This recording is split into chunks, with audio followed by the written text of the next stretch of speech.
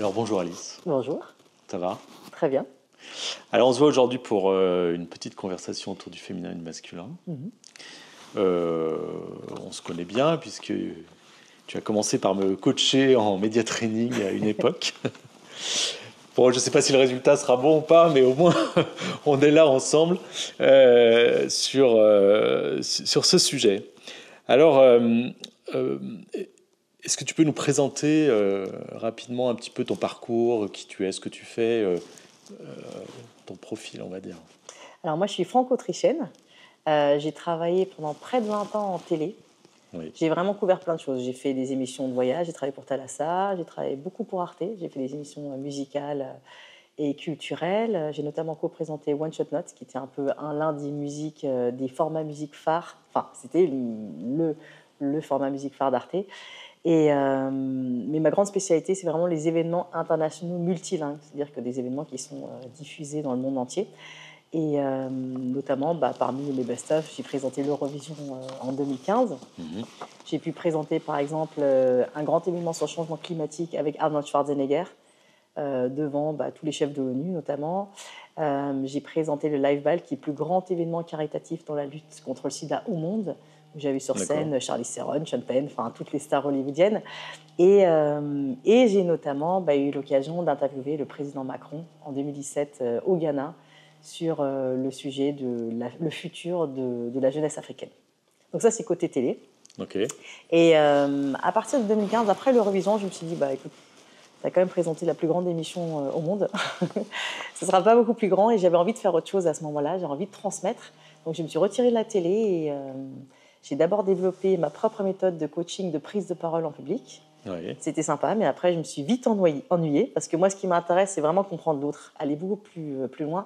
Et moi, personnellement, j'étais dans une espèce de quête d'authenticité, donc j'ai commencé à combiner les deux. Et c'est vraiment ce que je fais aujourd'hui avec les gens. Je leur permets, j'essaye ou je les accompagne à être plus authentiques, c'est-à-dire que j'ai envie de leur permettre d'oser être vus, entendus tels qu'ils sont et à prendre leur place dans le monde à leurs conditions. D'accord, très bien. Tout un programme. Alors, qui était Alice quand elle était petite? C'est qui la petite Alice? Alors Alice, c'était quelqu'un de toujours très rigolote. Ouais. Moi, j'ai toujours eu beaucoup d'énergie. Je pense que ça, c'est quelque chose qui m'a toujours définie. J'ai toujours eu beaucoup, et j'aimais transmettre cette énergie. Donc, j'étais toujours un peu le rayon de soleil autour de moi. J'avais toujours beaucoup de détermination. C'est-à-dire que je rêvais grand. Et après, je me suis dit, faut y aller. Et ça a toujours été comme ça, depuis petite. Donc, j'imaginais des trucs incroyables. Et après, je faisais des dessins et tout. Je me dis, comment le réaliser? Et quel est le contexte familial qui a permis d'être ce que tu étais à ce moment-là, petite? Alors moi, j'ai eu la chance de grandir avec des parents qui m'ont vraiment toujours transmis que tout était possible. Et petite, j'y croyais à fond. Ouais. On m'a un peu calmée adulte, mais petite, pour moi, il n'y avait pas de limite, aucune. Et je pense que vu qu'on parle de masculin et de féminin aujourd'hui, j'ai eu la chance aussi de grandir avec un père qui lui-même, alors ça, c'est pas une chance pour lui, mais il a perdu son père très jeune. Mais du coup, il a grandi dans un contexte purement féminin. Et en même temps, son père, c'était quelqu'un, c'était le travail avant tout, qui n'était pas présent, qui était genre plus tard, on fera des trucs plus tard, j'aurais jamais rien fait. Donc mon père, il a consciemment décidé que ce serait la famille avant tout, la carrière plus tard, malgré le fait qu'il ait fait une belle carrière. Mais du coup, j'ai toujours eu cette chance d'avoir cette présence masculine bienveillante à la maison. Bon, j'avais beaucoup d'attention, qui m'a toujours encouragée à faire les choses, qui est toujours un homme très doux. Et il y a ma mère qui était d'un côté plein de douceur et en même temps très très déterminée et qui a toujours fait attention justement que ce soit équilibré entre mon père et ma mère, c'est-à-dire qu'elle se laissait pas marcher sur les pieds. Et je pense que pour moi du coup c'était normal de toujours chercher l'équilibre et de défendre ma place en fait. Donc il y avait déjà un contexte tourné vers l'équilibre au sein de ton éducation, au sein de tes parents, du couple qui formait. Oui. Ok, alors est-ce que pour autant cet équilibre est resté dans ton comportement de début de carrière, de début de... Mais absolument pas. Non, je pense que c'était des histoires d'énergie. Alors en fait, mon énergie, je pense que c'est vraiment un truc central de ma vie, m'a joué beaucoup de tours, c'est-à-dire que c'est beaucoup joué autour de j'ai beaucoup d'énergie, mais je sais pas la gérer, j'ai plus du tout d'énergie, comment ressortir de là, comment trouver l'équilibre avec cette énergie qui était là, mais futile, qui partait, qui revenait. Et ça a été un truc que j'ai mis très très longtemps à gérer ça. En début de carrière, moi, ce qui m'a défini, c'est encore une fois, c'est détermination que moi, je définirais comme très masculine. Tu vois, je veux un bout, j'y vais. Un peu martien, comme ça, on y va, on y va. Donc souvent, je mettais ma guerrière en avant et pour moi, non, c'était pas une option. Donc en fait, je fonçais. Alors ça a très bien marché parce que j'ai pu réaliser plein de choses, mais plus le temps passait, plus je me disais à chaque fois à quel prix. Parce qu'en fait, je m'arrêtais jamais. Donc en fait, je réalisais un truc, je pouvais passer 1 an, 2 ans, 5 ans à mettre toute mon énergie, jour et nuit, à réaliser un truc parce que j'avais tendance à être un peu obsessionnelle sur mes projets. Et la seconde où c'était réalisé, en fait, c'est comme c'était une bulle qui s'éclatait, et voilà, ça s'est fait check. Et je prenais pas le temps de savourer, de redescendre, de juste être. En fait, le être, je l'ai beaucoup mis de côté. J'étais, OK, on a fait ça, qu'est-ce qu'on fait maintenant? Donc, j'étais constamment dans le faire, jusqu'à ce que, à un moment, la pile, elle se vide. Et quand elle était vide, il n'y a plus rien. Et j'ai dû réapprendre à fonctionner différemment, en fait. Alors, tu me parlais de la manière dont tu avais pu obtenir certains postes, certaines missions, en faisant beaucoup, en allant beaucoup au contact, mais en même temps, à un moment donné, en te retirant. Est-ce que tu peux un peu nous expliquer comment ça s'est passé et comment ça s'est réalisé? Alors, le côté détermination, et je pense que le masculin, j'ai inconsciemment beaucoup mis en avant parce que en télé, ça change maintenant. Je rencontre de plus en plus de productrices féminines et ça fait du bien. Quand moi je suis arrivée, quand j'avais 25 ans, il y avait que des hommes. Ils avaient tous 25, 30 ans plus que moi. Souvent des gens avec beaucoup, beaucoup d'ego. Donc toi, tu es là, tu as 25 ans, tu es une gamine encore. C'est des gens qui étaient très, encore une fois, dans l'ego. Donc il y avait eux. Et pour ne serait-ce que pour pouvoir communiquer avec cette personne, d'égal à égal, en fait, il fallait que je fasse pareil. Donc, je me gonflais au max, je regardais droit dans les yeux, j'avais une voix forte, je prenais physiquement ma place, et ça a toujours fonctionné. Donc, tu vois, par exemple, ce décalage homme-femme dont on parle beaucoup dans le monde professionnel, moi, j'ai jamais vécu ça, parce que j'étais toujours là, je demandais mon salaire, je demandais ci, je demandais ça, et ça marchait. Oui, tu mettais en œuvre une énergie masculine, absolument, pour contact d'un masculin très très fort. Exactement. Pour moi, à égalité, c'est ça. Donc oui, non, il n'y avait pas. Et en plus, d'autant plus que c'était, j'avais toujours très peur de ce truc qu'on pouvait avoir, un peu MeToo, de rentrer dans un truc de séduction. Donc ça, justement, je ne voulais pas ça. Je voulais jamais avoir un poste parce que j'étais mignonne ou parce que ci, parce que ça. Donc je m'étais vraiment consciente. Enfin, à ce moment-là, c'était délibérément en avant le côté masculin, en disant, si vous allez travailler avec moi, c'est parce que je suis intelligente, c'est parce que je sais ce que je veux, et parce que je suis déterminée, et ainsi de suite. Et donc le reste, c'est vrai que je le mettais un peu de côté. Et aussi au début, parce que quand j'arrivais sur les tournages, là, par contre, je me disais, t'es là, donc là, on peut être nous-mêmes. Et c'est vrai qu'on me l'a vite, entre guillemets, reproché en disant, mais c'est normal qu'on ne te prenne pas au sérieux, t'es trop gentil avec les gens. Tu peux pas arriver toute souriante, salut. Et parce que j'étais pas dans ce truc de compétition et d'hierarchie. En fait, on bosse sur le même tournage, je m'en fiche que tu tiennes des câbles ou que tu sois le réalisateur. On est là, on passe une journée ensemble, donc je faisais pas ces distinctions-là. Et ça, on me l'a beaucoup, au début, beaucoup reproché. Je pense qu'aujourd'hui, je gérais ça très différemment, mais à l'époque, du coup, tu es obligé de tortiller un petit peu, de t'adapter pour fonctionner, en fait. Et tu m'as raconté de la manière dont certains jobs sont venus à toi et comment, naturellement, les choses se sont déclenchées alors que tu avais mis beaucoup de détermination et ensuite, tu étais passé en mode retrait, comme si tu étais passé du mode masculin au mode féminin. Et grâce à cette équipe, tu avais pu réaliser des choses ou en tout cas attirer des choses à toi. Est-ce que tu as un exemple à nous donner? J'en ai même plusieurs. Et en fait, ce qui est intéressant là-dedans, c'est que ça a été tellement récurrent qu'à un moment, je me dis, mais il faut vraiment que tu apprennes cette leçon et que tu lâches. Parce que moi, encore une fois, j'étais beaucoup dans l'acharnement. Et quand un projet ne marchait pas, ça me rendait dingue. Donc, je m'acharnais encore plus. Et à chaque fois que je lâchais, et en plus, c'est intéressant parce qu'en général, c'était accompagné du fait que je partais à l'étranger. Soit je partais en vacances, en voyage. Donc, j'étais vraiment en mode, ça ne m'intéresse plus. Et les deux histoires que j'ai envie de partager, la première, c'était en 2007. J'étais partie... J'avais arrêté la télé en 2006 pour partir en voyage. Et donc, j'étais en voyage pendant quand même 2 ans, enfin 1 an et demi au total. Et donc, d'abord en Amérique latine, je pars quelques mois à Londres, je repars en Asie. Donc, moi, la télé, le travail, c'est loin. Enfin, je travaille, mais rien à voir avec une carrière. Ouais. Je donnais des cours de danse à Londres, enfin bref. Et je suis au fin fond de l'Inde. Et j'avais pas de portable, je regardais pas mes mails. Enfin, j'étais déconnectée totalement. Et un jour, quelqu'un m'appelle à 1h du mat dans mon hôtel. Je suis loin de penser que ça peut être pour du travail. Genre, je ne saurais même pas comment ils ont eu mon contact. Et donc, on dit, oui, c'est un tel, producteur de chez KM. Alors, KM, à l'époque, c'était la grosse maison de prod de Canal qui faisait notamment Le Grand Journal, des grosses maisons de prod hyper reconnues. Et moi, je me dis que c'est une blague et je raccroche. à la personne. Il me rappelle, il me dit non, non, non, mais j'ai eu ton numéro via nan, qui, elle, était stagiaire 2 ans auparavant chez Trace. Donc il y avait un lien, mais il n'y avait pas de lien direct à ce moment-là. Et il me dit, si vous voulez. Il dit, bah oui, en fait, on t'appelle pour une nouvelle émission qu'on va faire sur Arte, One Shot Note, avec Manu Katché. Donc on cherche quelqu'un qui a déjà fait de la télé, qui s'y connaisse en musique, qui soit trilingue, allemand, français, anglais. Donc il n'y en a pas 15 000. Et moi, je suis là, là, j'ai plus tout envie de faire de la télé, honnêtement. Et puis surtout, je ne vais pas rentrer pour un casting. Il faut, non, mais en fait, le casting, on l'a fait, c'est toi. Il faut juste que tu dises oui ou non. Et je dis, bon, bah oui. Et voilà, et ça, c'était vraiment, c'était inattendu. J'avais aucun contact avec Arte auparavant, j'avais aucun contact avec KM. J'étais loin de vouloir retourner à la télé à ce moment-là. Donc, il y avait ça. Et des années plus tard, en 2017, pareil, je suis en vacances au Brésil avec ma famille. Et là, il y a mon ancien patron, qui est toujours le patron de Trace TV. J'avais travaillé à Trace TV en 2004, 2005, 2006. Et il m'appelle et me fait jamais tu regardes tes mails? Je suis non, je suis en vacances. Il me dit non, mais ça dirait d'interviewer le président Macron la semaine prochaine? Je suis assez une blague. Il me fait non, pas du tout. Et je me suis retrouvée au Ghana, face à face, au président Macron. D'accord. Voilà. Donc en fait, ces événements, ils sont arrivés à des moments où tu étais complètement détaché de ta carrière, alors que tu avais avant mis beaucoup d'énergie à aller chercher des choses, quoi. Et il y a un troisième événement en plus comme ça, maintenant que j'y pense, c'était pareil pour la télévision autrichienne. À un moment, ça c'était en 2013, et je m'étais dit, je vais travailler partout en Europe sauf en Autriche. Je suis née et j'ai grandi en Autriche. Et à un moment, je me dis, ce serait quand même sympa, genre il y a ma famille là-bas, ce serait facile, tout ça. Et puis, par fierté, j'avais besoin de travailler là-bas. Et je fais la démarche de les contacter, et, parce que j'avais fait une grosse émission pour Arte, où vous avez été coproducteur dessus. Et donc, je contacte le département de l'art, tout ça.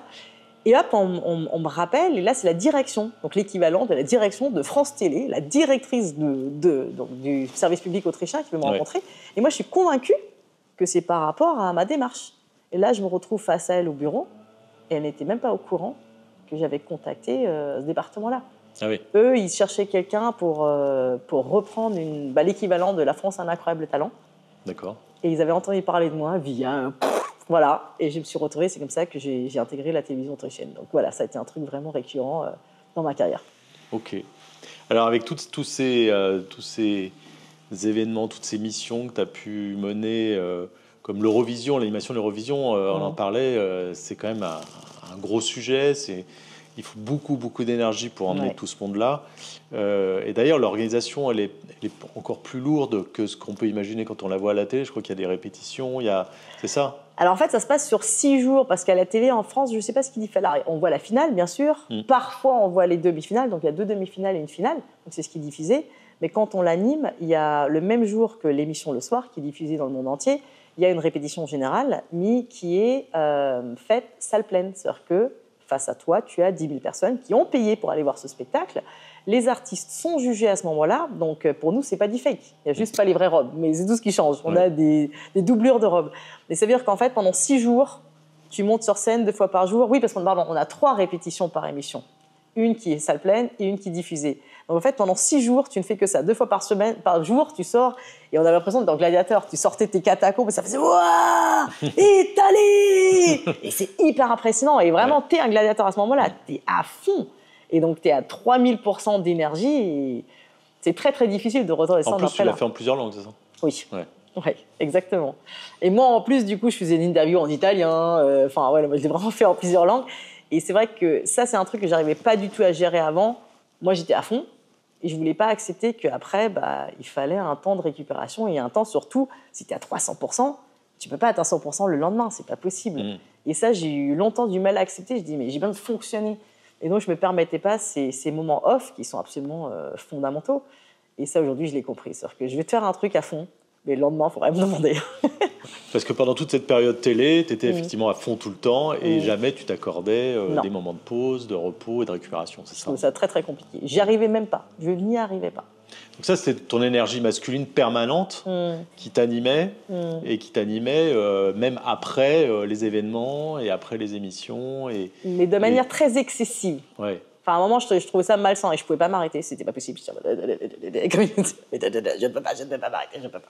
Donc tu étais dans le faire, dans le yang, à fond, en permanence. Oui. Et ça t'a amené vers une situation, tu m'expliquais, compliquée. Parce que déjà, sur le plan La santé, physique. Oui. Ça a commencé à partir de 2013, doucement, que je commençais... tu vois, ça s'est instauré sur 2 ans. D'abord, je commençais chaque année à la même période à avoir une petite infection respiratoire, sauf que ça ne durait pas 1 semaine, ça durait 6 semaines. 3 mois.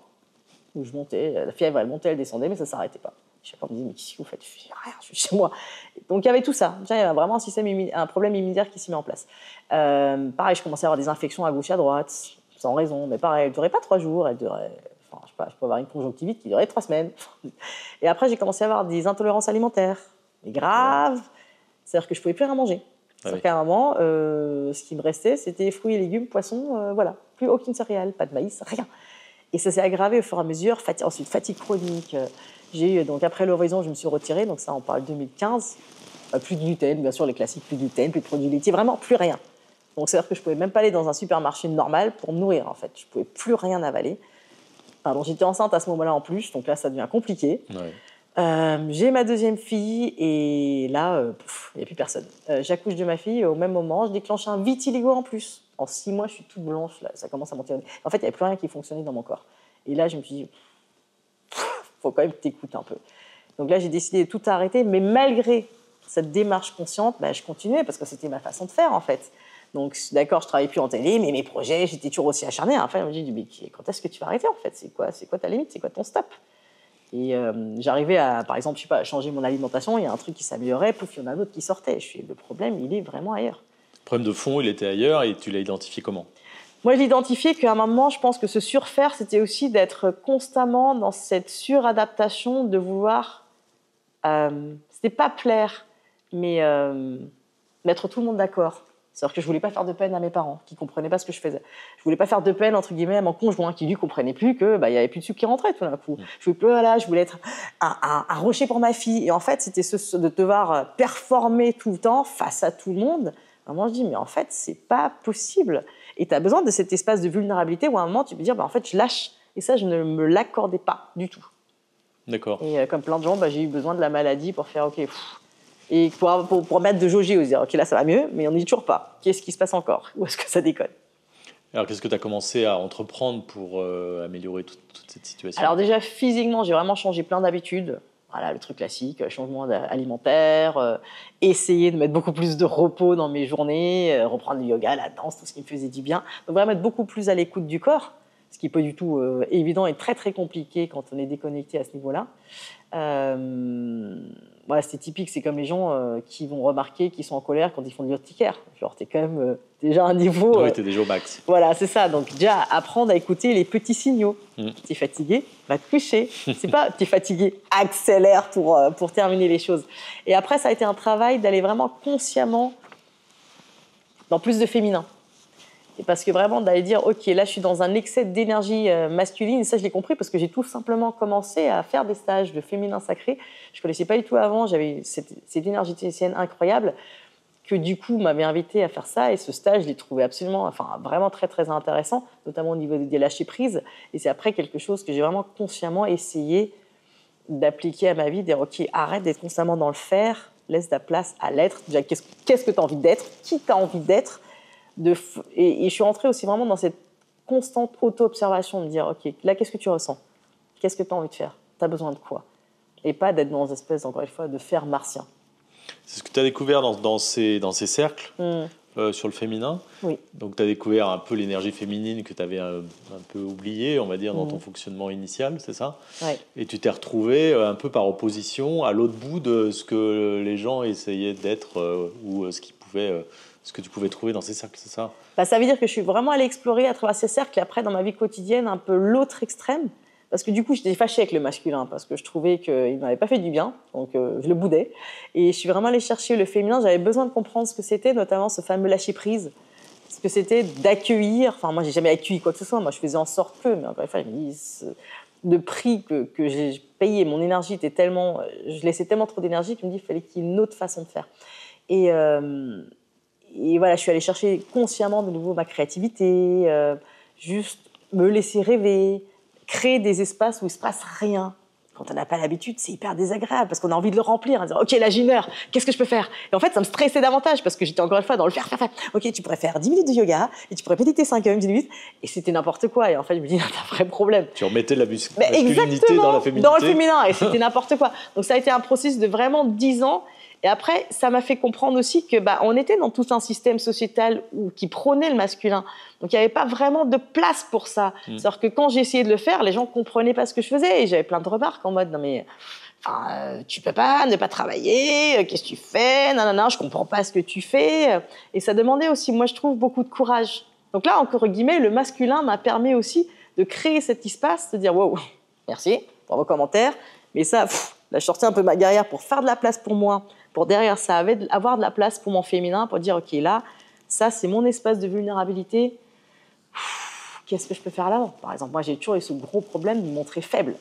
J'ai mis très, très longtemps, déjà, à l'identifier, et ensuite, une fois identifié, de le faire, de passer le cap et de montrer aux gens que j'avais des défauts et que j'étais faible et que je n'étais pas parfaite de partout. Et je me rappelle, ça demandait énormément de courage de consciemment me montrer comme ça face à l'autre. Oui. Donc, c'est tes premiers pas vers l'authenticité, en fait. Hein. Exactement. C'est un peu ça. Et est-ce que tu es passé par un extrême féminin avant de revenir à cet équilibre que tu cherches avec l'authenticité ou... Oui, je pense que ça vraiment, je suis passée dans l'autre extrême parce qu'encore une fois, je boudais le masculin, donc j'avais besoin d'aller dans l'autre extrême. Et encore une fois, j'étais vraiment dans cette recherche de dire c'est quoi. Donc le masculin, je l'ai laissé de côté. Et alors, c'était vraiment une espèce de recherche consciente, de l'énergie créative, de l'énergie sexuelle féminine, du lâcher-prise, de l'ouverture, de tout ça. Mais ça m'a emmenée dans un autre extrême où pendant un certain temps, du coup, je me suis trouvée, entre guillemets, paralysée. Sauf que oui, alors des idées, j'en avais plein.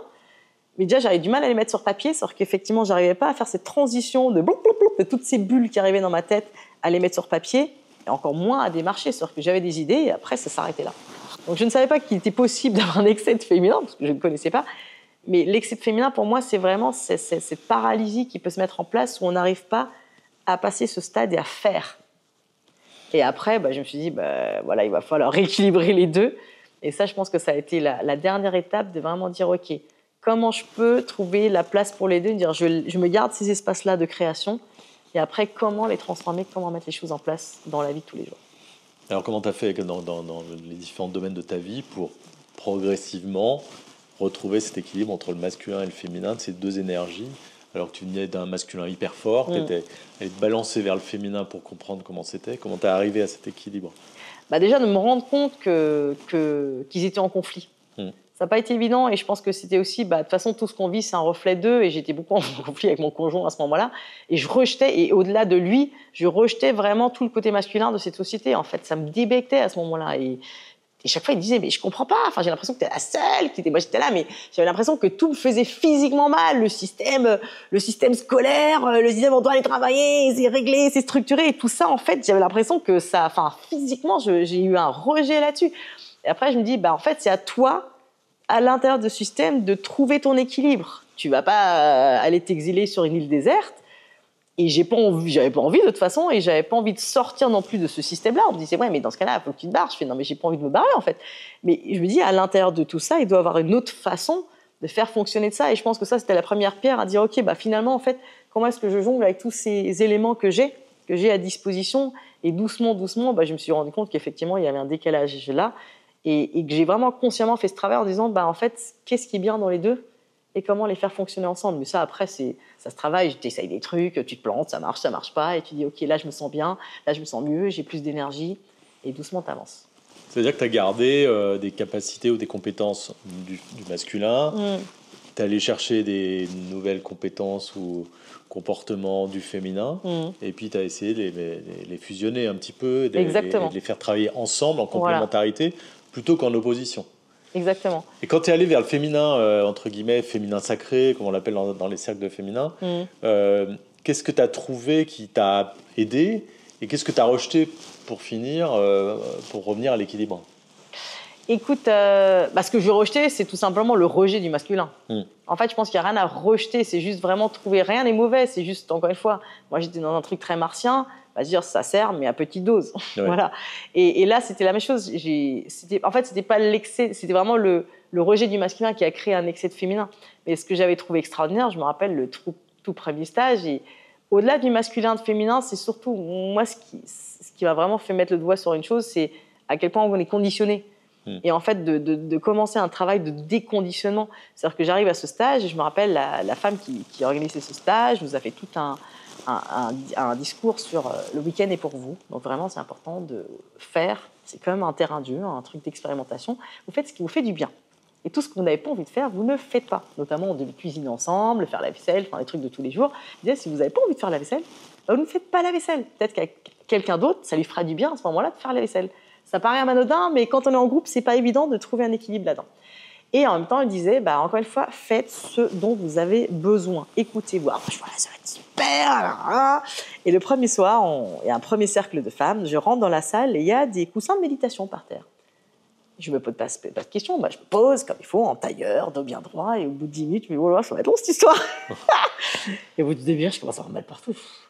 Ça commence à me saouler. Mais jamais j'aurais eu l'idée de faire différemment. Jusqu'à ce que je vois une personne allonger ses jambes, se coucher par terre. Et je me disais, c'est possible. Bien sûr que c'est possible. On m'a dit de le faire. Et pourtant, dans ma tête, c'était pas possible. À un moment, il y en a une, c'est tout con. En dessous, elle enlève son soutien-gorge. C'est possible, c'est plus confortable.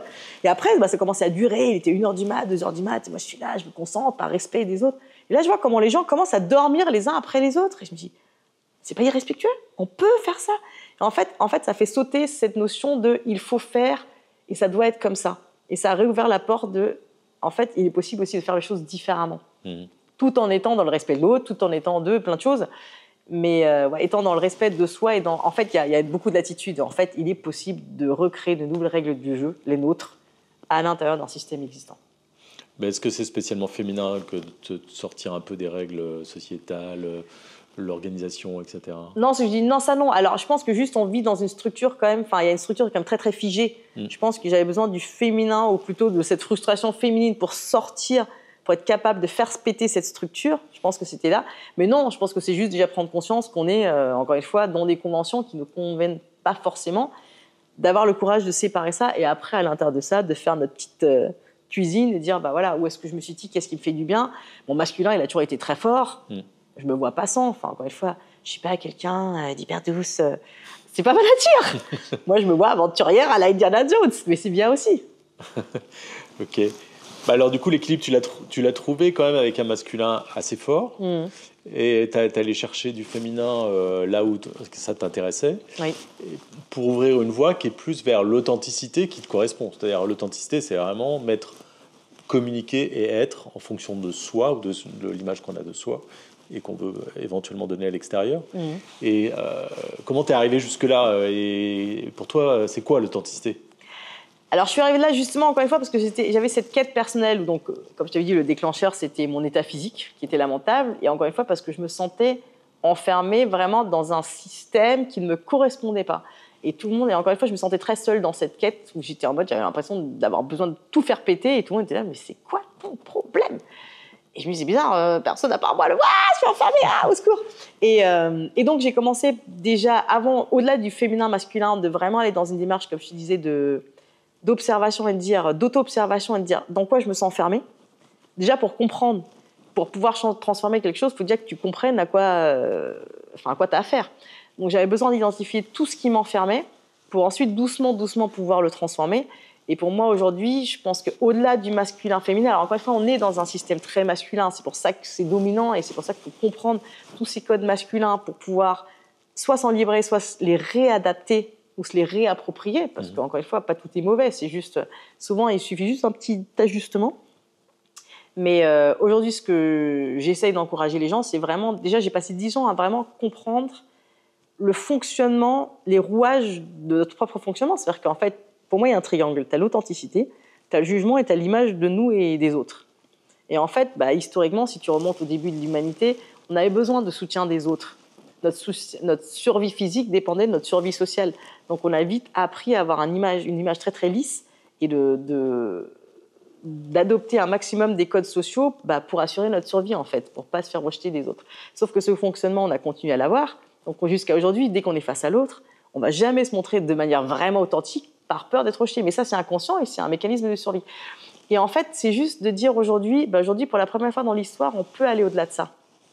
Aujourd'hui, si je vis un peu différemment, peut-être que tu vas pas comprendre, mais si tout va bien, je vais pas me faire humilier publiquement sur la plage du marché. Donc, je peux me permettre de faire les choses différemment. Et c'est aussi déjà j'ai passé 10 ans à essayer de comprendre les peurs sociales, comment ça fonctionne. Donc, la peur d'être jugé, rejeté, humilié. Ce que ça fait nous et tous les autres mécanismes qui nous empêchent d'être authentiques. Donc, j'ai essayé de les comprendre et de voir comment on pourrait aller outre. Ensuite, j'apprends aux gens donc déjà comment contourner ces mécanismes-là, comprendre qui ils sont, et ensuite leur permettre, encore une fois, d'être vus et entendus comme ils sont pour qu'ils aient le courage de dire aujourd'hui, je vais prendre ma place telle que je suis. Et ça, c'est tout un parcours. Et pourquoi est-ce que ça me tient à cœur de le faire? Parce que pour moi, c'est la clé de la liberté. Sur l'authenticité, tu as quand même une grosse concurrence. Ce sont les réseaux sociaux où l'image est quand même très, très importante et que les masques sociaux sont aussi très présents. Comment tu conseilles tes clients et qu'est-ce que tu en penses, toi, en termes d'authenticité? On en est quand même très, très loin sur le web. Alors, c'est vrai que c'est difficile parce que, en tant qu'être humain, comme je te disais, on a toujours eu un souci avec l'authenticité de notre image parce qu'on a toujours adapté notre image pour se faire accepter par les autres pour des raisons de survie. Donc, Instagram n'a rien inventé, ou LinkedIn, ou peu importe, mais c'est allé très, très, très, très loin. C'est-à-dire qu'aujourd'hui, effectivement, sur Internet, j'ai l'impression qu'il n'y a plus aucune place pour de la vulnérabilité. Tu es obligé de constamment montrer une image qui va montrer la meilleure version de soi. Genre, personne ne va poster je suis en pleine faillite, ma vie est nulle. Enfin, ça n'existe pas, c'est pas possible. Ça arrive. Mais c'est quand même très, très, très, très rare. Enfin. Ouais. Et moi, justement, j'ai mis longtemps à intégrer les réseaux sociaux parce que j'avais très peur de ça. Je me suis dit, est-ce qu'il y a de la place pour l'authenticité? Et du coup, je suis allée un peu chercher. J'ai cherché un petit peu. Et, la conclusion à laquelle je suis arrivée, c'est que je me suis dit, effectivement, il y a les gens qui vont partager leur vulnérabilité à un moment. Mais en général, c'est toujours quand tu es sorti, donc tu n'es plus dans la phase loser, victime, tu es déjà sorti et tu vas expliquer aux autres comment faire pour arriver. Donc ça, c'était le truc.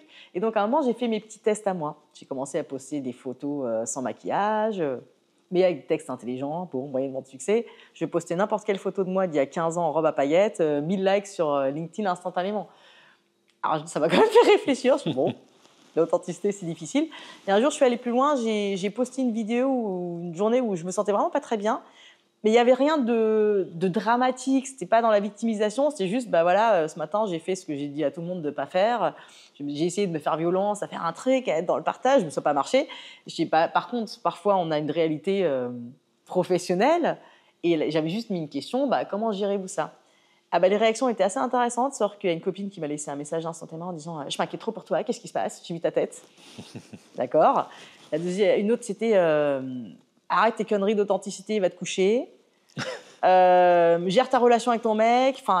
Et en fait, sur le coup, alors il n'y avait rien de méchant, mais j'avais trouvé ça quand même hyper violent comme réaction, alors que j'étais juste dans une forme de vulnérabilité. En fait, j'étais juste, moi, fatiguée comme tout le monde peut l'être à un moment. Et du coup, en fait, sur le coup, j'ai enlevé la vidéo parce que j'avais vraiment l'impression d'avoir fait mal un truc. Et après, ça m'a fait réfléchir, donc je suis partie dans l'autre extrême. Je me suis dit, on va jouer avec les codes pour voir.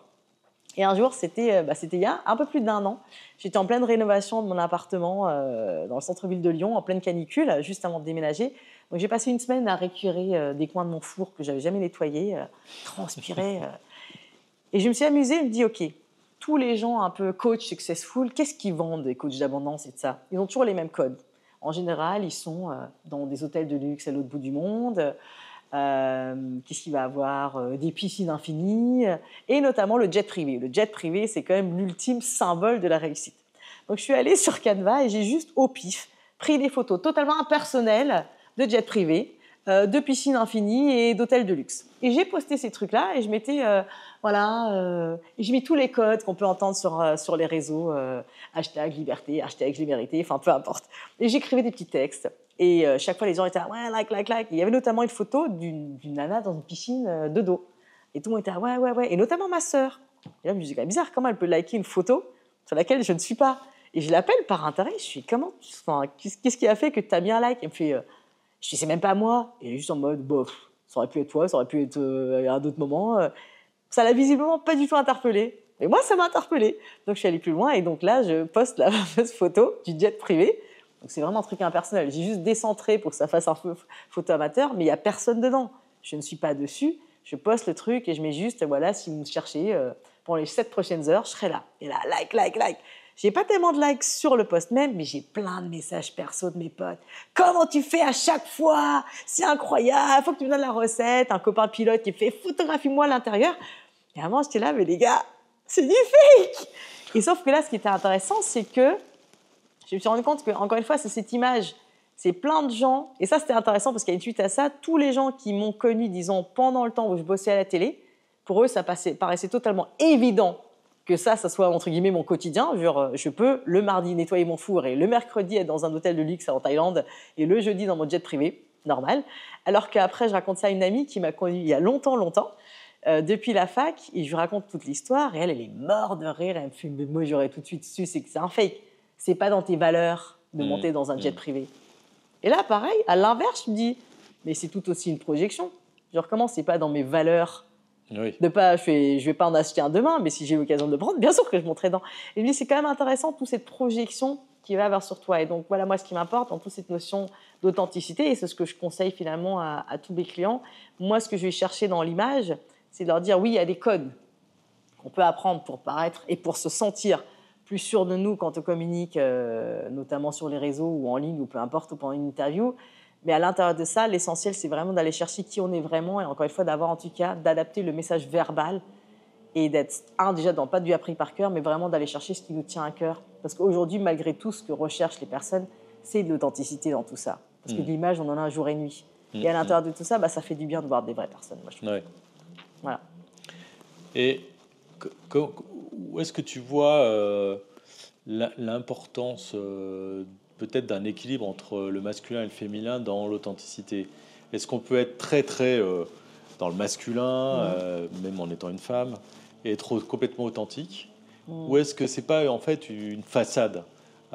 Toi qui as quand même coaché des gens qui cherchaient à devenir de plus en plus authentiques, où est-ce qu'il est le point de clivage pour devenir plus authentique? Est-ce qu'il n'y a pas une histoire des rééquilibrages aussi entre ces forces yin-yang d'énergie, où c'est en fait juste être soi-même, mais des fois être soi-même, c'est être aussi, pour certains, être à fond dans un rôle? Alors ça c'est intéressant comme question, mais être à fond. Alors tu peux être à fond dans un rôle, mais si par exemple tu es acteur, mais ça c'est toi. Mais que si tu es, et c'est une conversation hyper intéressante que j'ai eue avec une personne avec qui je travaille actuellement, avec qui j'ai un projet pour les femmes en Autriche, et on a eu cette conversation-là. C'est une personne qui, enfin on parlait par exemple tout ce qui était botox et tout ça. Je suis, pour moi dans une démarche d'authenticité, enfin je peux pas me dire authentique et être botoxée jusqu'à là-haut. Et elle me dit si, parce que pour moi, pour elle par exemple, disait elle, être authentique, elle, sa définition pour elle, c'est être la version. Elle se sent authentique quand c'est la version d'elle. Et oui et non. Donc pour moi, il y a pas mal d'esquives. La meilleure version d'elle, pour elle, c'est d'être authentique. Enfin, voilà, mais ça, être constamment à la recherche de la meilleure version. Et si ça demande à se faire agrandir les seins, j'extrapole, et de faire botoxer toute la tête, pour elle, c'est être authentique. Et là, pour moi, c'est difficile de trouver la limite parce que je peux comprendre jusqu'à un certain degré, mais tu le fais encore une fois dans une adaptation de. Donc, je pense que c'est à chacun de définir où se trouvent ses limites.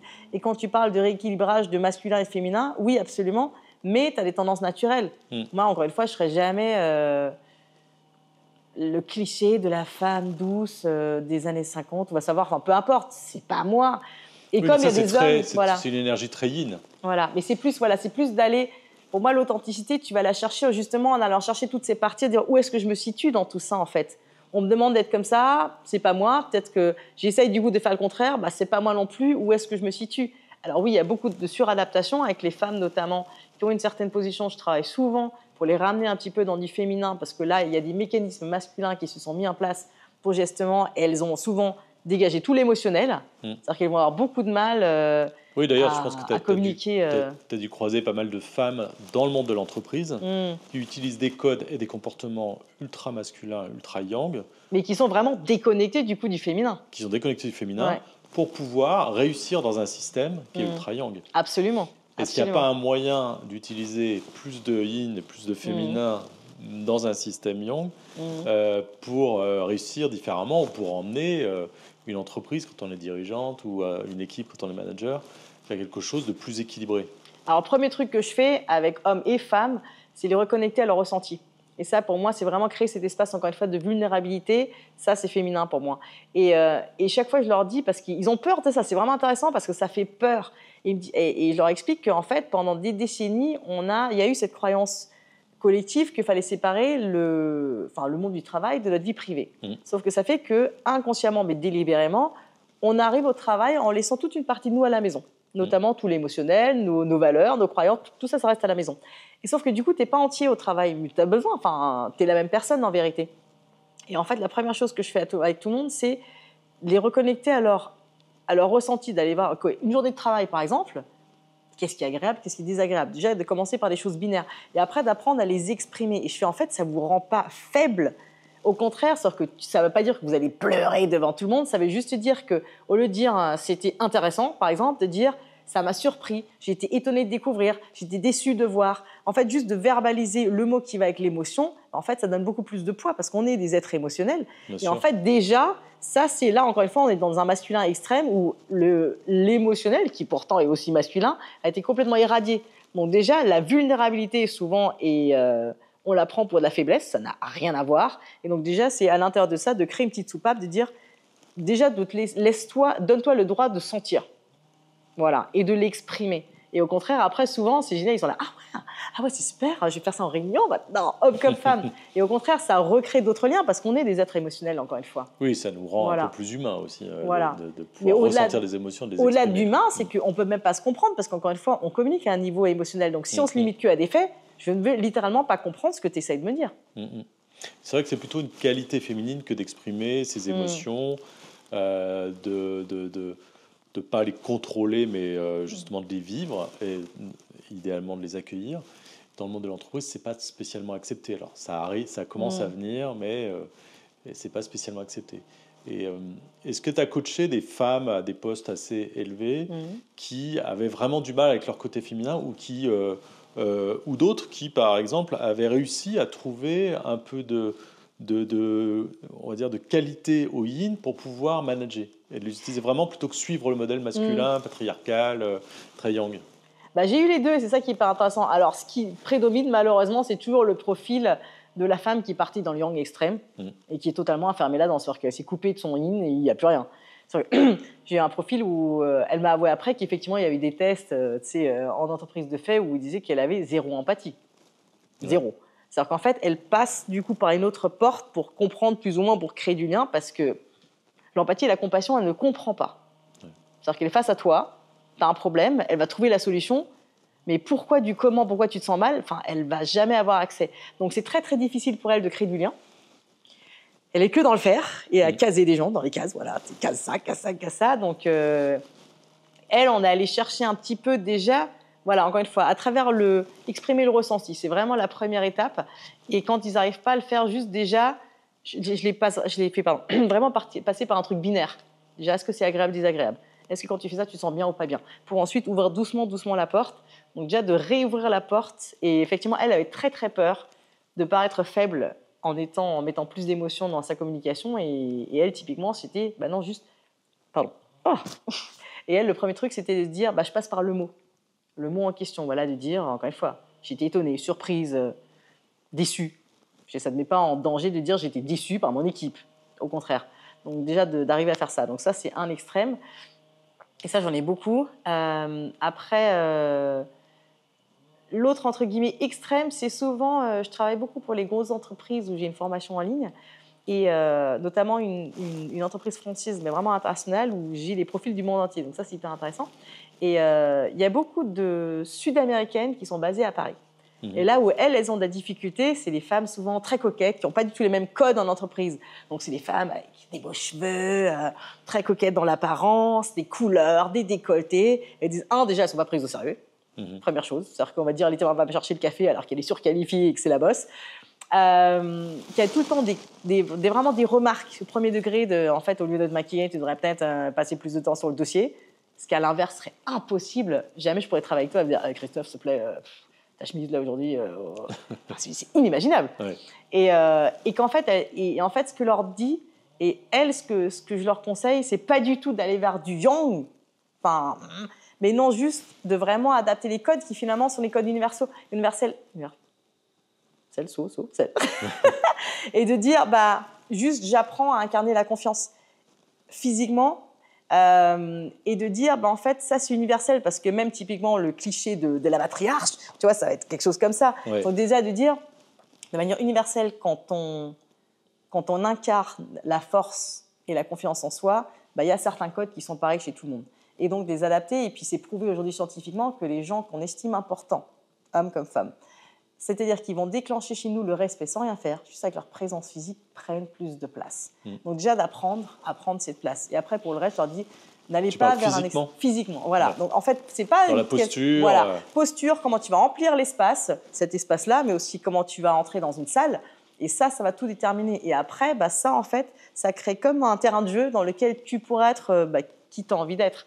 Et moi, ce que je prône toujours, c'est que je leur dis, en fait, normalisez qui vous êtes. L'image de la femme aujourd'hui, déjà, est très différente de l'image de la femme il y a 150 ans. Enfin, est-ce que tu projettes dedans ? Et il y a encore du chemin à faire. Et je fais, en fait, aujourd'hui, je vous demande d'être des pionniers et, en fait, en créant des nouveaux modèles, en étant tout simplement vous-même. Et l'exemple que j'aime prendre, c'est quelqu'un comme Angela Merkel. Quand elle est arrivée, tout le monde était là, elle est vieille, elle est moche, regarde comment elle s'habille. Et 20 ans plus tard, c'est juste la politicienne allemande par excellence. Donc c'est aussi consciemment dire, en fait, ce côté féminin, je ne vais pas me le laisser prendre. Oui, du coup, l'authenticité, c'est aussi une manière d'assumer qui on est, comment on est, et dans le cas d'une femme, assumer, ou même d'un homme d'ailleurs, assumer ses qualités féminines. Absolument. Et les considérer comme ayant autant de valeur que les qualités masculines. Bien sûr. Qu'on soit homme ou femme d'ailleurs. Et c'est juste qu'aujourd'hui, il y a encore d'autres codes où les codes masculins sont encore prédominants, mais ça ne veut pas dire que les codes féminins n'ont pas moins de valeur, au contraire. C'est juste que je pense qu'encore une fois, en les réintégrant, et on commence doucement à le comprendre, notamment par exemple ce côté inclusif qui est plus fort chez la femme, que ça sert à quelque chose. Bien sûr. Et qu'on n'a pas besoin d'être constamment dans la compète, et qu'on peut faire aussi les choses ensemble, et que ça peut être très bien. Ouais. Et quelles sont les autres pistes sur l'authenticité que tu as pu explorer avec tes clientes en particulier, mais aussi avec tes clients qui souvent sont des hommes qui sont beaucoup dans la masculinité, en particulier dans le monde de l'entreprise, très yang, très leader, etc. Est-ce que tu as des exemples de gens qui ont pu faire des mouvements dans l'autre sens vers un certain rééquilibrage et qui ont pu obtenir des résultats différents, voire meilleurs? Absolument. C'est vraiment les reconnecter à leur vulnérabilité, mais de manière très spécifique. Moi, ce que je fais chaque fois avec eux, si on revoit alors plusieurs choses. On imagine par exemple une journée idéale, ce qui permet, c'est-à-dire que ton mental, il va être occupé à faire l'exercice, j'aimerais bien être à la plage, c'est ça, et en fait l'inconscient, ça lui permet de transmettre des messages. Et donc moi, ce que je vais chercher, c'est des valeurs, des besoins et des façons de faire que toi, tu ne vas pas identifier parce que toi étant toi, tu as fonctionné de la même façon toute ta vie, ça te paraît normal. Moi, de l'extérieur, je vais pouvoir les identifier. Et après, je vais être noir sur blanc pour créer ton personnage scénique comme un personnage de film pour que tu puisses te lire en disant « Ah ouais, ça c'est une de mes croyances, c'est comme ça que je fonctionne ». Et en fait, et ensuite vraiment de consciemment, comme si tu apprenais le rôle d'un film, dire ça, je vais les mettre en avant et je vais les montrer et je vais les partager. Et en fait, ce que ça fait, c'est que tout d'un coup, ça va créer une forme de vulnérabilité, mais encore une fois, pas vulnérabilité, faiblesse. C'est-à-dire que tu vas juste oser montrer qui tu es vraiment. Et en fait, chez les hommes notamment, qui effectivement sont souvent dans cette posture qui est toujours la même, de grand chef, il n'y a pas accès à quoi que ce soit, il ne va surtout pas montrer de faiblesse ni de quoi que ce soit, il n'y a rien à partager sur nous parce que ça pourrait nous mettre en danger.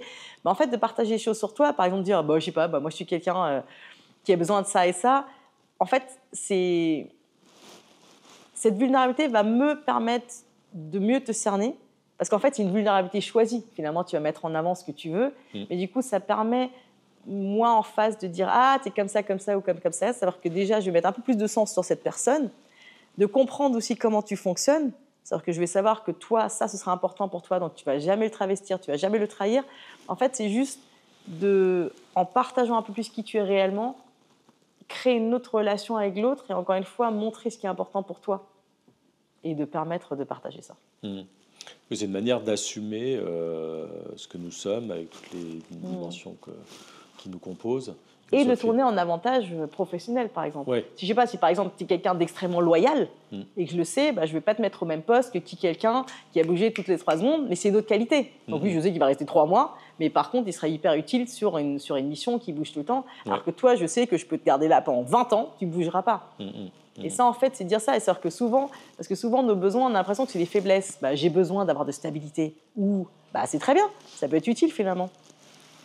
Et dire que pas tout est faiblesse. Tout ce que je partage de moi, pas tout est faiblesse. Non, tout peut être une force à partir du moment où elle est adressée au bon endroit, au bon moment et à la bonne place. Si on revient un peu à l'équilibre que toi, tu as pu retrouver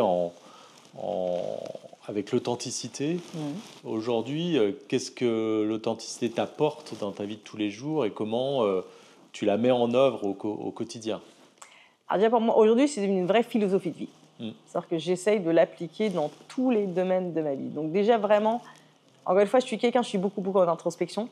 Je passe mon temps à m'observer, à me dire, est-ce que là, tu es en train de te mentir ou pas déjà? Est-ce que là, tu es en train de t'adapter ou pas? Déjà, première chose. Et de toute façon, maintenant, je le sens, dès que ça coince un peu, je sais qu'il y a un truc... Donc là, je sais que je suis soit en suradaptation ou encore coincée dans un fonctionnement qui n'est pas vraiment, réellement le mien à la base, mais que j'essaye de fonctionner. Donc déjà, je vais mettre une petite alerte en disant, là, qu'est-ce que tu es en train de faire? Donc déjà, je vais essayer d'analyser où est-ce que ça bloque pour pouvoir le transformer. Pour moi, personnellement, cette quête de liberté, c'est vraiment la clé... c'est authenticité, comme je te dis, c'est la clé de la liberté. Moi, j'ai besoin de me sentir libre, donc je ne peux pas me sentir enfermée. Et en fait, aujourd'hui, ça me permet constamment de jauger, de dire, OK, là, ça coince encore, ça, j'ai besoin de le transformer. Là, ça coince, hop, je vais transformer. Et en fait, plus j'avance vers ça, plus déjà, en fait, j'ai aussi de l'énergie. Parce que quand tu es en suradaptation tout le temps, c'est fatigant, en vérité. C'est hyper fatigant. Et juste de pouvoir dire, en fait, aujourd'hui, je vais vers ce dont j'ai besoin et ce qui me fait du bien, déjà, en fait, ça s'auto-équilibre. À un moment, tu dis, là, j'ai besoin de dormir. OK, je vais faire une sieste. Là, j'ai envie de faire ça. Hop, ça me nourrit. Et en fait, c'est aussi une façon très saine de finalement gérer tes réserves d'énergie et d'aller chercher des trucs qui te nourrissent. Souvent, quand on essaye d'être authentique, on est confronté à la pression sociale, à la pression relationnelle, son conjoint, sa famille, ses amis. Et des fois, c'est pas spécialement simple parce que c'est difficile d'assumer qui on est, ce qu'on a envie de faire à n'importe quel moment, parce qu'on est confronté à la liberté de l'autre, en fait, quand on est en lien avec l'autre. Au-delà de la liberté de l'autre, c'est pas... En vérité, je pense que ça, c'est une mauvaise conception. C'est pas la liberté de l'autre. Souvent, on va se dire, ouais, mais tu vois, en gros, là, en faisant ça, tu me limites moins. Alors, ça dépend, mais souvent, c'est pas ça. C'est-à-dire qu'en fait, ça va plus être l'autre qui va être enfermé, je trouve, dans ses conditionnements et qui, du coup, va pas comprendre ce que tu fais. Elle s'est allumée ou éteinte? Elle s'est éteinte. Bon, c'est pas grave. Et alors, attends, on disait... Pardon, j'ai perdu le fil. C'est quoi la question? La question, c'était... Ah oui, par rapport à l'autre. Oui. Alors, attends, je te la Non, repose. c'est bon. C'est bon. Alors moi, ce que je trouve plus difficile, je pense pas que ce soit vraiment par rapport à la liberté de l'autre, parce que le fait, je trouve, d'aller vers l'authenticité, en fait, comme tu vas être dans le respect de toi, tu vas être plus dans le respect de l'autre, au contraire. Parce que souvent, c'est ce qui fait peur aux gens. Alors c'est intéressant parce que je travaille par exemple avec une femme qui est vraiment dans l'obligation tout le temps. Elle fait tout par obligation. Et pour pouvoir faire des choses qu'elle a envie de faire, dans sa tête, elle est obligée de les transformer en obligation. En gros, pour que ça rentre dans sa journée. D'accord. Quand tu fais quelque chose par obligation, c'est pas la même énergie que quand tu fais quelque chose qui te fait plaisir. Et à un moment, on est allé chercher ça jusqu'au bout. On allait faire, mais si tu lâchais l'obligation, le concept de l'obligation, qu'est-ce qui se passerait réellement? Et en fait, elle, sa crainte, c'était de dire, je ferais plus rien, je serais couchée sur mon canapé toute la journée à rien faire. Et en fait, c'est totalement faux. C'est-à-dire qu'on va s'enfermer dans des choses et ça ne va pas à la liberté de l'autre. Donc souvent, on va s'enfermer en fait dans des craintes. C'est ça qui est hyper intéressant. Et oui, le regard de l'autre est compliqué, encore une fois, parce qu'on est programmé à le prendre en considération. Et ça, c'est vraiment un travail à part entière, doucement, d'aller au-delà de ça. Et on est forcément confronté à ça. Alors souvent, au début, comme un ado, on va être en mode rébellion, en mode confrontation. Ouais, si tu ne me comprends pas, là. Mais ça, c'est pas ça. L'essentiel, pour moi, le but, c'est vraiment d'aller au-delà de ça, d'arriver à un point où je dis, OK, tu comprends pas, c'est pas grave. Vois juste que moi, je vais bien, je le vis bien, et donc ne t'inquiète pas pour moi, parce qu'encore une fois, les autres, ils vont projeter leur image sur vous. Et c'est ça qui est compliqué, mais c'est tout un processus. Moi, au début, mes parents ne comprenaient pas, mon conjoint ne comprenait pas. C'est hyper difficile de faire face à ça. Et j'ai encore eu cette situation cet été où on est parti avec des copains, on a ces discussions où à un moment, ils commencent à parler donc, de ma situation professionnelle actuelle en disant je ne comprends pas, donc quels sont tes objectifs d'authenticité, j'explique. Ils font mais en fait, tu es complètement utopiste. Et tu ne peux pas sortir du système. Moi, je veux sortir de rien du tout. Encore une fois, j'estime qu'on peut réinventer les règles du jeu. Mais c'est pas possible, il faut gagner de l'argent. Et en fait, c'est eux qui étaient dans leur truc. Et à un moment, sauf qu'à un moment, ça va loin. Et en fait, je me suis sentie, vu en fait, le fait de ne pas me sentir comprise, je me suis attaquée. Et là, c'est moi qui ai commencé à devenir agressif, ce qui, eux, leur a donné raison, entre guillemets. Tu vois, c'est pas clair dans ta tête. Et en fait, je me dis non, en fait, c'est juste de dire... Moi, à ce moment-là, ça m'a montré que, là, en fait, oui, pour toi, c'est clair, mais tu n'arrives pas encore à le communiquer clairement. Ça, c'est une chose. Mais encore une fois, si eux ne comprennent pas, en vérité, c'est pas grave. Mais ça, c'est progressif. Et de dire, tous les jours, j'apprends et tous les jours, je suis un peu mieux avec moi-même. Et voilà. Est-ce que c'est pas plus dur d'être une femme authentique et un homme authentique aujourd'hui ? Je pense que c'est pareil. Parce qu'un homme a d'autres pressions sociales, le truc classique. Par exemple, autour de moi, je connais un seul homme qui vraiment reste à la maison avec les enfants. Et qui aime le faire, et il le fait de manière poétique et où c'est assumé. Je connais personne d'autre qui l'ait fait, ou sinon c'est en mode ouais, c'est parce que je suis obligée pendant 2 mois. Mais d'assumer ça, par exemple, c'est très très difficile parce qu'il y a ce truc de t'as gagné l'argent, c'est toi le boss, c'est toujours là, c'est toujours là. Oui, sinon t'es tout un tas de trucs, tout ce que t'es si tu ne fonctionnes pas comme ça. Je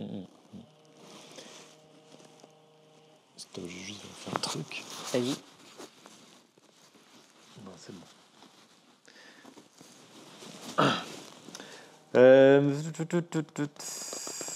Est-ce qu'il y a des trucs qu'on a oubliés, qu'on s'était dit tout à l'heure Je sais pas, parce qu'on a parlé tellement de choses et je sais plus dans quel sens. Donc... je ne saurais pas te dire.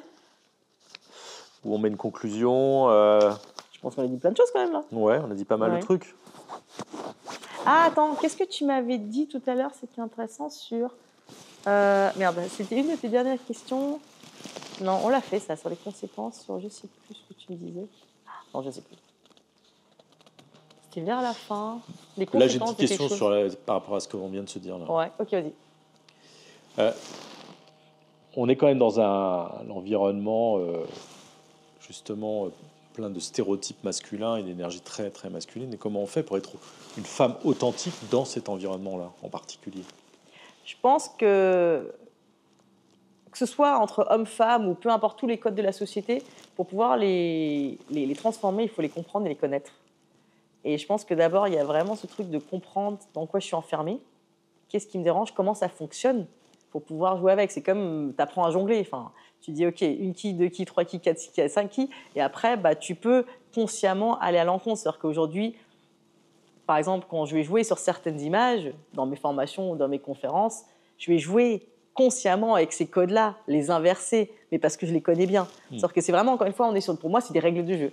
Les règles de jeu de la société, tu les connais bien, et après, tu peux jouer avec, et après, tu peux les transformer. Et tu joues ou pas. Mais tant que tu ne les connais pas, tu ne peux pas en sortir, parce que tu n'as même pas conscience que tu joues selon ces règles-là. Oui, tu veux dire qu'on est conditionné par ces règles de société pour en prendre conscience. Exactement. Pour pouvoir se déconditionner et devenir authentique. Voilà, et après, déjà, une fois qu'on a pris conscience, il y a aussi tout ce travail sur cette culpabilité sociale, parce que justement, d'aller à l'encontre, au-delà, ça va créer de la peur, de rejet, de plein de choses, mais ça va aussi créer, dès qu'on fait quelque chose où on a l'impression que ce n'est pas ce qu'on attend de nous, ça va créer de la culpabilité. Encore une fois, on est programmé pour justement ne pas sortir du droit chemin. Et dire, seulement parce que ça me déclenche ça ne veut pas dire que je fais quelque chose de mal. Et de l'accepter et doucement dire, est-ce que là, c'est de la culpabilité parce que je fais un truc qui est vraiment naze ou parce qu'on attend autre chose de moi. Et là, de souffler un bon coup, dire, c'est pas grave, je vais quand même là, parce que ça me tient à cœur. Donc, c'est tout un travail de déconstruction pour moi. Oui, ça me fait penser qu'on peut être aussi une femme authentique et être confrontée à des pressions sociales d'autres femmes qui ont un autre modèle de féminité et de femme et de rôle de femme dans la société et qui ne correspondent pas à ton authenticité propre, quoi. Tu as déjà été confrontée à ça là, dernièrement, justement, dans ton travail sur l'authenticité, le frein en dehors de ce que tu nous disais tout à l'heure sur tes amis qui te mettaient la pression à partir du moment où tu étais comme tu avais envie d'être? J'ai eu sous plein de formes. J'ai eu des clientes qui me disaient « le travail, il va quand même loin. » Et qui après ne sont pas revenues parce que ça touchait pour elles à leur intimité. Malgré le fait que ce soit dans le respect et dans le cadre de séances de coaching, pour elles, ça allait trop loin. En gros, il fallait rester sur la surface et l'image, notamment, sauf que c'est pas le travail. Donc là, c'était vraiment, tu sentais qu'elles avaient atteint la limite. Et j'ai eu des amis où, oui, et quand j'étais dans ma quête d'authenticité, où c'était un peu moins construit parce que je savais pas vers quoi j'allais, je sentais juste que ça allait pas et ça me dérangeait, où il y a eu effectivement des réactions agressives que je comprenais pas sur le coup. Et en fait, après, je dis, ouais, par exemple, il y en a une qui avait dit consciemment, moi, ça va beaucoup mieux depuis que j'ai accepté que ma vie, elle est naze. Et j'ai eu plein de réflexions comme, est-ce qu'à un moment, il ne faut pas accepter son mal-être? C'est la vie. Et je dis, mais pourquoi? Enfin, si toi, tu as envie d'accepter, très bien, mais moi, j'ai pas envie. Bah oui. Qu'est-ce qui me demande? Enfin, pourquoi? Et ce qui intéresse aussi, et je pense que ça, par contre, c'est une grande différence entre hommes et femmes. Un homme, aujourd'hui, il a le droit de vouloir tout avoir. C'est-à-dire qu'un homme peut avoir un travail, une femme, une famille, voyager, voir ses potes, partir en week-end, jouer au poker. Et on va dire, ah ouais, bon, si la femme, elle râle, il est un peu chiant, quoi. C'est normal, c'est un mec. À l'inverse, quand moi, je veux ça et que je le verbalise, on me dit tout de suite, ouais, mais toi, tu veux tout avoir. Sous-entendu, c'est pas possible. Je suis, mais si, en fait, moi, je vais vous prouver que c'est bien possible. Et c'est ça, aujourd'hui, qui est encore compliqué. Oui, tu crois qu'en fait, l'image des droits qu'on doivent avoir les hommes est différente des droits que doivent avoir les femmes, même si elles revendiquent les mêmes droits. Il y a une pression qui est complètement différente. Oui, parce que par exemple, au niveau familial, on va attendre de toi. Je donne toujours le même exemple, mais le cliché de la situation qu'on va trouver, on va dire l'homme qui travaille tard, après il va t'envoyer un texto en disant écoute, là je vais au sport et après je vais boire un coup avec mes potes. Et tu rentres à 3e maths, il y a là, salut, à demain. La femme, elle, en général, elle va déjà être auprès des enfants. Donc moi, je me vois mal, à 22h, dire à mes enfants, les filles, là je vais boire un coup. Si demain matin je ne suis pas rentrée, vous payez un Uber pour aller à l'école, salut. Et c'est à ce niveau-là, en fait, où je pense qu'on est plus enfermé encore, c'est-à-dire qu'il y a des choses que je ne vais pas me permettre, mais par respect par mes enfants, parce que aussi, je ne sais pas comment de formuler ça, c'est-à-dire que ça va être plus acceptable qu'un homme de toute façon soit dehors. Et là, pour le coup, ça c'est un cas où sa liberté va du coup limiter la mienne. Oui. Voilà. Et ça, typiquement, c'est un cas. Mais ça, c'est pas parce que lui, il est dans son authenticité, c'est juste qu'il estime que c'est son droit et son dû. Ou moi, du coup, je vais être coincée. Ou moi, je vais me sentir enfermée là-dedans. Mais pas parce que c'est mon rôle de femme de rester coincée là, mais parce que j'estime aussi que j'ai envie de passer du temps avec mes enfants. Et que malgré tout, j'estime que derrière, je devrais aussi avoir la possibilité de sortir et de faire ce que j'ai envie de faire. Et c'est là encore des trucs où c'est plus sur ce genre de choses où ça coince aujourd'hui, j'ai l'impression. D'accord. Ça veut dire que, en définitive, même si on essaie de sortir de ces codes masculins, féminins, et qu'on veut être authentique, on est un peu quand même ramené à quelque chose qui est quand même bien installé dans la société sur comment, ce qu'un homme a le droit de faire, ce qu'une femme a le droit de faire, qui est un peu différent quand même. Oui. Et chacun lutte pour essayer de rendre ça complémentaire et équilibré. Enfin, ça reste encore un sujet et comme il y a un d'exploration. déséquilibre, absolument, mais comme il y a un déséquilibre à la base, où l'homme avait le droit de faire beaucoup plus de choses, une femme, souvent, elle va prendre ce rôle qu'on lui propose, parce qu'encore une fois, on ne fait que imiter ce qu'on nous proposait avant, et après, elle va rentrer, par exemple, d'une jeune femme libre dans un rôle de mère et de femme et foyer, parce que c'est ce qu'on lui propose.